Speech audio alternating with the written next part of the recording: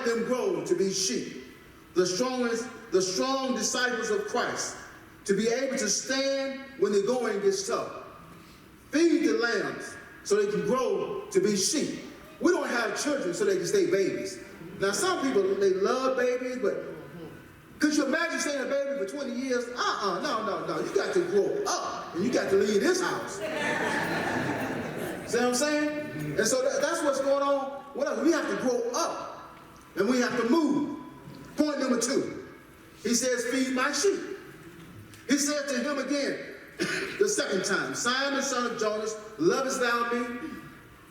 He said unto him, yea, Lord, thou knowest that I love thee. He said unto him, feed my sheep. Jesus asked the same question. He racking the man's nerve, ain't he? He said, but this time he said, feed my sheep. Simon Peter asked the shepherd, asked the pastor, our shepherd is Reverend Clyde W. Ellis Jr. Don't get it twisted. That's our pastor. We have a pastor before him, Reverend Frederick L. Ray. We'll have a pastor after him. Only God knows who that will be. You ain't gonna like all your pastors. I don't care, but you better love them. Hello? That's it. You ain't put here to help guide and feed the sheep. Sometimes children don't like what you feed them. They don't want what you cook for them. But my grandmama would get all upset. My other grandmama, the ones you don't know, my other cousin would come over and she'd be there cook peas, cornbread, and some kind of meat there, you know what I'm saying? I didn't eat. Them girls, my other cousin, they didn't want to eat. And she feels so bad. She feels so bad. And she ready to cook them something else. My granddaddy said, when they get hungry, they'll eat. Hello, that ain't changed. When they get hungry, they eat. They eat. So I stand before you as the under shepherd, here to feed you today. If you wait on the pastor, you might stop. He ain't here today. Praise the Lord, he coming back. An under shepherd is here to help the pastor. Okay? A pastor, P-A-S-T-U-R-E, is where the sheep go to graze or to feed. We should be grazing here at Mount Olive, in church service, in Bible study, and Sunday school. The lambs and the sheep are the congregation. He said, he ain't calling me no sheep. I didn't call you sheep. I'm just saying the word of God says, we sheep. Okay? I don't mean harm. I don't mean any harm to anybody. Let me tell you how the sheepdogs refer to in the congregation. And some of y'all don't get offended. I ain't calling you a dog. I'm just saying the Bible's saying the sheepdogs, my deacons, oh yeah, they're the sheepdogs. They've developed to herd and to wash the sheep. That is the family ministries, all right, to turn wandering sheep back to the flock. They tell me sheep beget sheep.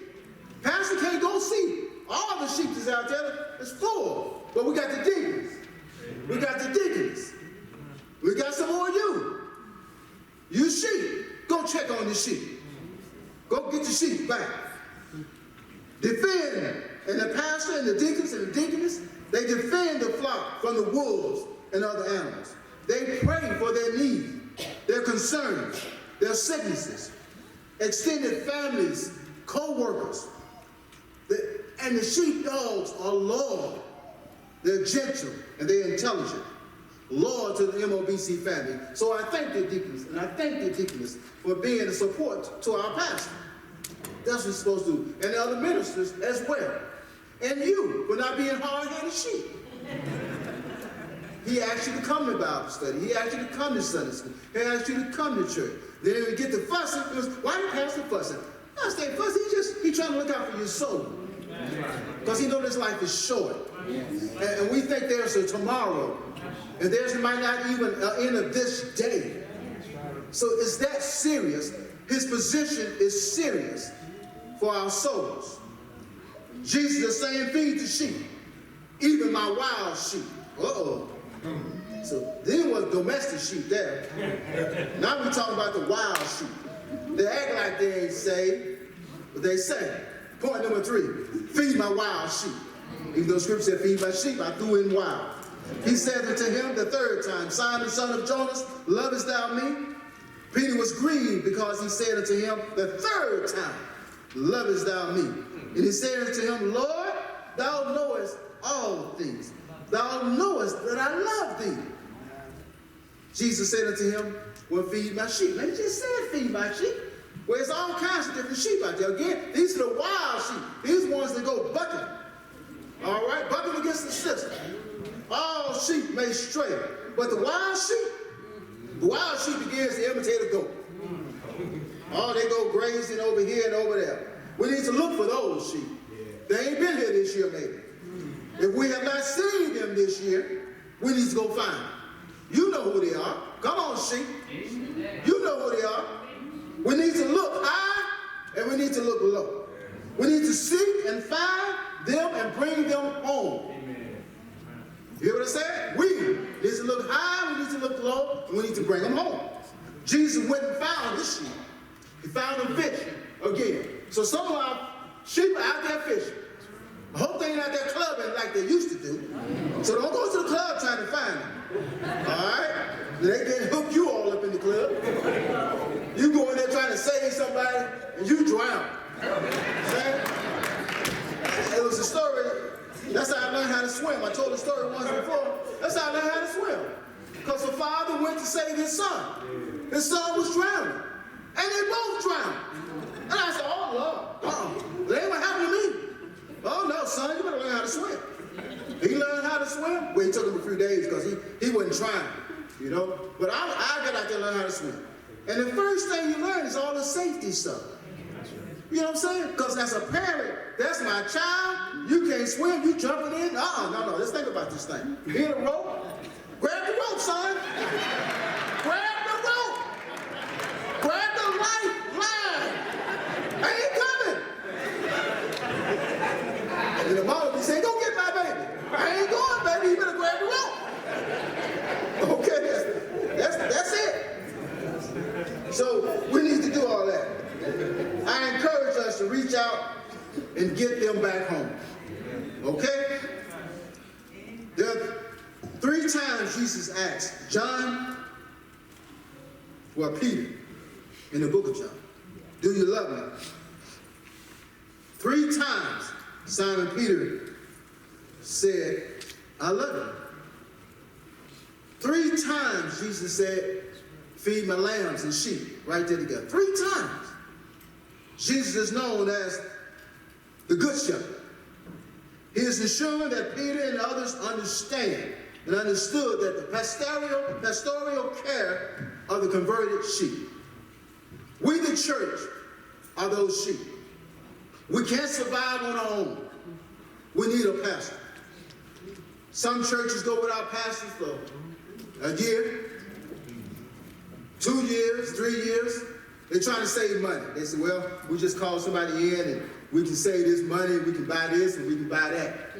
What about your soul? Just calling in, preachers be glad. That's them hirelings. They come in to preach for the money, preach for the gold, preach for the gold, preach for the gold, preach for the gold, and you keep filling their pockets. Okay? Then when you get a pastor, you get all upset. Because how much money are you making anyway? Well, when you call him at 2, 3 o'clock in the morning, and somebody else called him at 1 o'clock in the morning, and then he got a wife at the house too. So any man that got a wife, you got to answer to her sometime too, don't you? And she can't reach him because he at the hospital visiting sick. Somebody done died, he visiting those. He's trying to take care of, services. It's always something with the pastor, but everybody want to be taken care of right now. Some of you don't want to talk to me today when church so because you want to talk to the pastor. I understand. Ain't no problem. But give us a try. Give the deacons a try. Give the deacons a try. Help us help the pastor. That's all I'm saying. Some people are real needy. I understand. But help us. Help the pastor. Jesus is known as the Good Shepherd. He is ensuring that Peter and the others understand. Okay? He cleans and he mends our broken hearts. That's what the pastor does.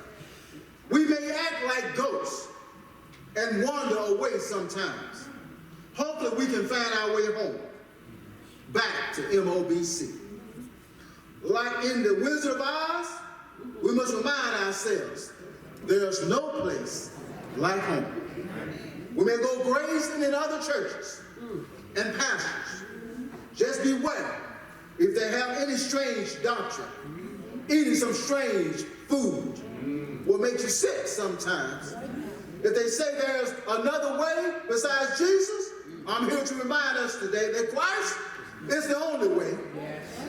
He's the way, he's the truth, he's the life. That's it.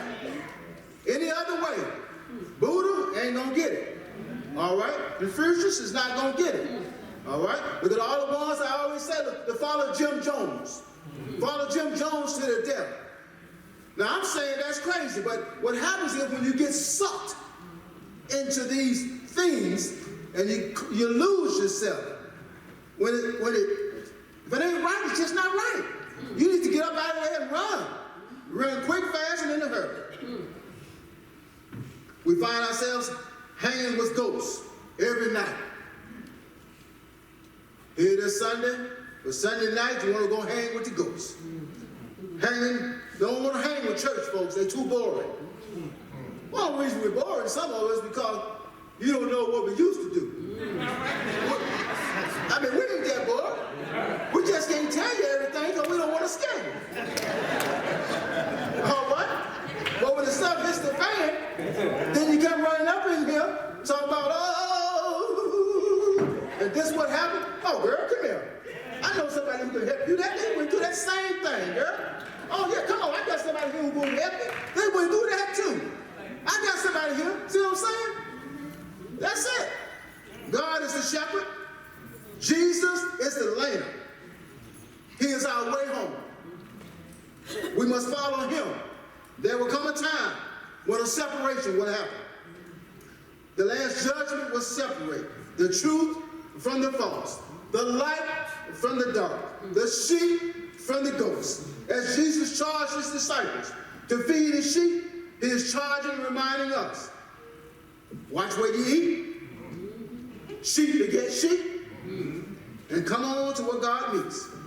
All we like sheep have gone astray. All. They should tell in the Bible, ain't telling the truth. All we have, like sheep have gone astray. We have turned everyone to his own way.